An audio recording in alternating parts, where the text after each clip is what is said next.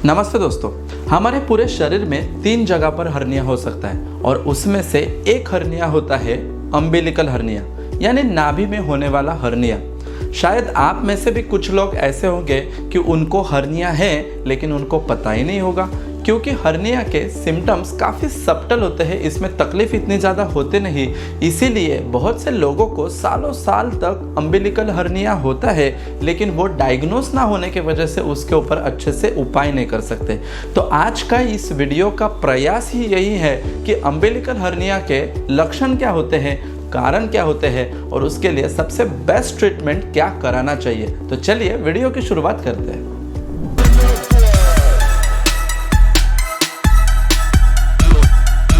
Hello friends, मैं doctor Rupesh आमले और पिछले 12 सालों से मैं प्रैक्टिस कर रहा हूँ नवी मुंबई में। तो आज के इस वीडियो में हम बात करेंगे ये अम्बिलिकल हर्निया होता कैसे है। बेसिकली हमारा जो नाभि होता है, गर्भावस्था में हम यहाँ से ही पोषण लेते हैं, लेकिन अगर कुछ वीक मस्कुलेचर के वजह से इस पेट का जो एब्डोमिनल मसल्स होते हैं उनमें वीकनेस आ जाता है और इसी वीकनेस की वजह से उस जगह पर हो सकता है अम्बिलिकल हर्निया। हमारे पेट के जो मसल्स होते हैं वो इंटरलॉकिंग मसल्स होते हैं, इसको रेक्टस एब्डोमिनस मसल्स कहा जाता है। और इन्हीं मसल्स के लेयर के पीछे की जो लेयर होती है वो होती है पेरिटोनियल कैविटी, जिसमें कि हमारे इंटेस्टाइन्स रखे हुए रहते हैं। इन एब्डोमिनल मसल्स और पेरिटोनियल कैविटी के बीच में ओमेंटम का लेयर होता है, यानी कि फैट्स बसे हुए रहते हैं, हमारी पेट की चर्बी होती है। कुछ कारणों के वजह से ये जो रेक्टस एब्डोमिनल मसल्स है उनके जो इंटरलॉकिंग फाइबर्स होते हैं उनमें वीकनेस आ जाता है, उनमें डिफेक्ट तैयार हो जाता है और उसी वजह से जो ओमेंटम होता है वो वहां से लीक होने लगता है। जैसे ओमेंटम लीक होता है तो वो बाहरी लेयर पर हमें दिखाई देता है।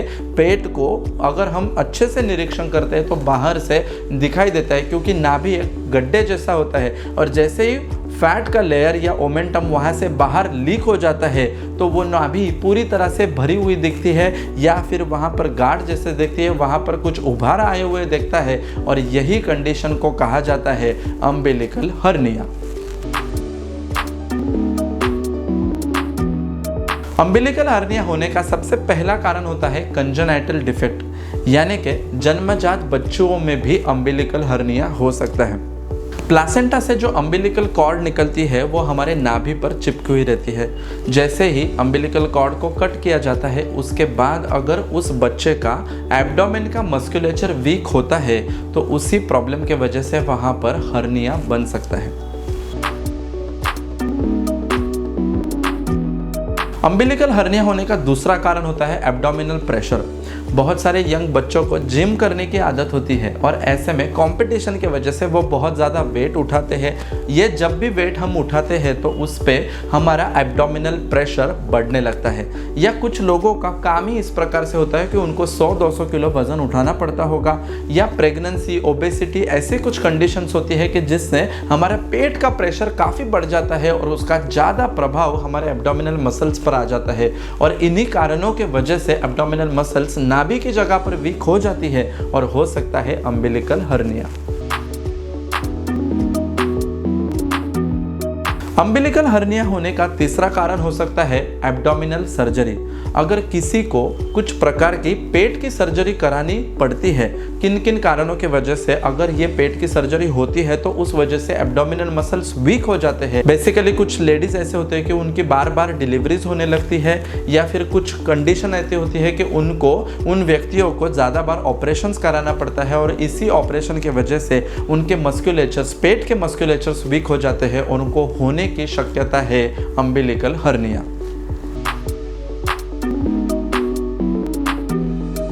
अम्बिलिकल हर्निया होने का सबसे रेयर रीजन हो सकता है क्रोनिक कफ। यस, अगर आपको बहुत दिनों से लगातार खांसी होती है तो जब भी हम खांसने की कोशिश करते हैं तो ऐसे समय पर हमारा पेट का प्रेशर बढ़ जाता है। अगर आपको क्रोनिक कफ है, बहुत दिनों से कफ आपके छाती में भरा पड़ा है और आप ऐसे में बहुत ज़ोर से खांसते हो तो उसका एब्डोमिनल प्रेशर बढ़ने के वजह से एब्डोमिनल मसल्स वीक हो सकती है और क्रोनिक कफ के वजह से भी हो सकता है अम्बिलिकल हर्निया।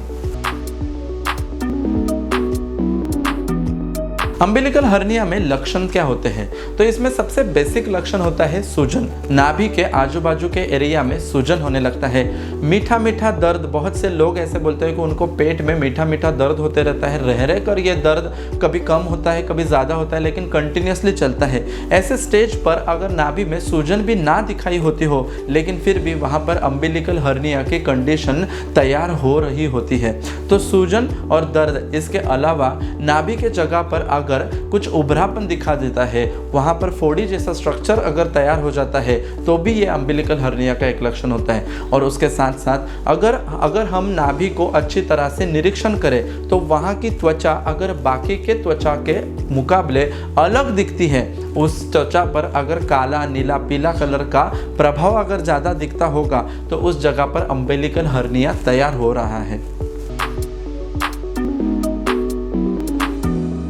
अम्बिलिकल हर्निया का डायग्नोसिस कैसे करना है? बहुत से बार तो अम्बिलिकल हर्निया ये सेल्फ डायग्नोजेबल होता है, यानी कि उस व्यक्ति को नाभि में जो गड्ढा चाहिए वैसे ना दिखाई देते हुए अगर वहाँ पर उभरापन दिखाई देता है, तो उस व्यक्ति ने समझ जाना चाहिए कि कुछ ना कुछ प्रॉब्लम है, और वो प्रॉब्लम का नाम हो सकता है अम्बिलिकल हर्निया।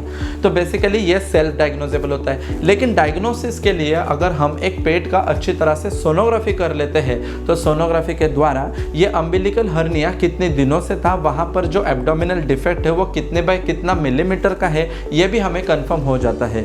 अगर ये डिफेक्ट काफ़ी छोटा हो जाता है, जैसे कि 5 mm से भी कम होता है, तो कभी कभी ये सोनोग्राफी में भी डायग्नोस ठीक से नहीं हो पाता, और ऐसे में हमें MRI करना चाहिए। पेट का अगर हमारा MRI करते हैं तो उसमें बहुत छोटे से छोटा भी डिफेक्ट होगा, तो अम्बिलिकल हर्निया का डायग्नोसिस ईजिली हो सकता है।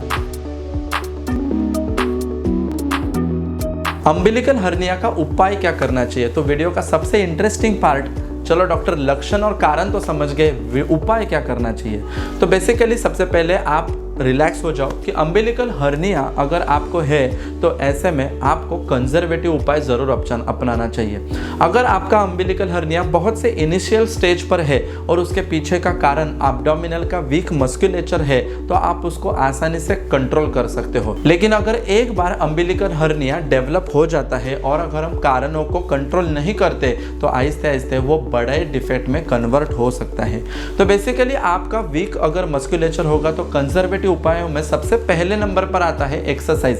पेट के कुछ एक्सरसाइज अगर आप इस प्रकार से करते हो कि जिससे एब्डोमिनल मसल जो होते हैं वो टोन अप होने लगती है, तो उससे आपका अम्बिलिकल हर्निया कंट्रोल में आने में मदद हो सकती है। इसमें सबसे अच्छा उपाय होता है पश्चिमोत्तानासन। पश्चिमोत्तानासन ये एक योगाभ्यास का एक आसन होता है कि जिससे प्रयोग से आपके हर्निया में, अम्बिलिकल हर्निया में काफ़ी हद तक मदद हो जाती है। इसमें दूसरा उपाय होता है वज़न कम कराना। अगर आपको ओबेसिटी की कंडीशन है और इसी कंडीशन के वजह से, पेट के मोटापे के वजह से अगर आपको हर्निया है, तो आपको वज़न कम करने से भी आपके अम्बिलिकल हर्निया के डिफेक्ट की साइज़ को कम करने में मदद हो जाती है। अगर आपको प्रेगनेंसी इंड्यूस्ड अम्बिलिकल हर्निया है, तो जैसे डिलीवरी हो जाती है उसके बाद आप पेट कम करने की पूरी तरह से कोशिश करो, जिससे कि आपकी अम्बिलिकल हर्निया की पैथोलॉजी वही के वही रुक जाए। और अगर आपको अम्बिलिकल हर्निया डेवलप हुआ है और इससे समय पर आपको क्रोनिक कफ या खांसी वाली बीमारी बहुत दिनों से चल रही होगी, तो आपको खांसी की बीमारी के ऊपर उपाय करना जरूरी होता है। जितने जल्द आपकी खांसी कंट्रोल में आ जाती है, उतना ही आपका एब्डोमिनल प्रेशर कंट्रोल में आ जाएगा, और उससे आगे होने वाला अम्बिलिकल हर्निया हम कंट्रोल में रख सकते हैं। अम्बिलिकल हर्निया का सर्जिकल मैनेजमेंट हमें कभी कराना चाहिए? तो अम्बिलिकल हर्निया के लिए बहुत बार हमें सलाह मिलता है कि आपको ऑपरेशन करा लेना चाहिए। यस, आपको ऑपरेशन ज़रूर कराना चाहिए अगर आपको इस प्रकार से लक्षण है। अगर आपका पेट का दर्द कितना भी करने के बाद कम नहीं हो रहा है, कंटिन्यूअसली आपको पेट में दर्द है, तो या फिर अगर आपका जो पेट का उभरापन है वो हम दबाने के बाद भी, नाभि को दबाने के बाद भी अंदर की तरफ नहीं जाता हो, तो अगर आपको कंटिन्यूअसली नॉशिया एंड वॉमिटिंग, आपका डाइजेशन के ऊपर काफ़ी बुरा असर हो रहा है अम्बिलिकल हर्निया के वजह से, और उसके साथ साथ अगर आपके अम्बिलिकल हर्निया में इंटेस्टाइन का कुछ पोर्शन अगर लॉक हो जाता है, वो लूप वहाँ से लीक होने लगता है, तो जिससे आपकी पेरिस्टाल्टिक मूवमेंट डिस्टर्ब होने लगती है, आपको कॉन्स्टिपेशन हो सकता है। तो ये सारे लक्षण अगर आपको प्रेजेंट है, तो आपको इमीडिएटली सर्जरी के बारे में डिसाइड कर लेना चाहिए। हर्निया का जो सर्जरी होता है वो काफ़ी ईजी प्रोसीजर होता है, लैप्रोस्कोप के द्वारा किया जाने वाला प्रोसीजर होता है और इसमें जो मेश लगाई जाती है जिससे हर्निया 100% रिपेयर हो जाता है और भविष्य में आपको इसका किसी भी प्रकार का प्रॉब्लम नहीं आ सकता। दोस्तों, अम्बिलिकल हर्निया की तरफ आप इग्नोर मत कीजिए क्योंकि ये एक काफ़ी गंभीर प्रॉब्लम का स्वरूप ले सकता है। अगर इसमें इंटेस्टाइन अटक जाता है तो इससे काफ़ी बड़े कॉम्प्लिकेशंस आपको फेस करने पड़ सकते हैं। अम्बिलिकल हर्निया का डायग्नोसिस जल्द से जल्द करा लीजिए और आपके नज़दीक के डॉक्टर से आप ज़रूर इसके बारे में सलाह लीजिए। अगर आपको भी पेट की किसी समस्या या अम्बिलिकल हर्निया के बारे में किसी भी प्रकार की जानकारी चाहिए होगी तो मुझे कमेंट बॉक्स में ज़रूर पूछिए। ऐसा ही हमारा पेज इंस्टाग्राम पर भी है, डॉक्टर आमले रूपेश नाम से, आप वहाँ पर भी मुझे फॉलो कर सकते हो। ऐसे ही नॉलेजेबल और इन्फॉर्मेटिव कंटेंट के लिए मेरे चैनल को सब्सक्राइब कीजिए, बेल बटन दबाना मत भूलिए। मिलते हैं ऐसे ही इन्फॉर्मेटिव कंटेंट के साथ अगले वीडियो में, तब तक के लिए धन्यवाद। Thank you so much.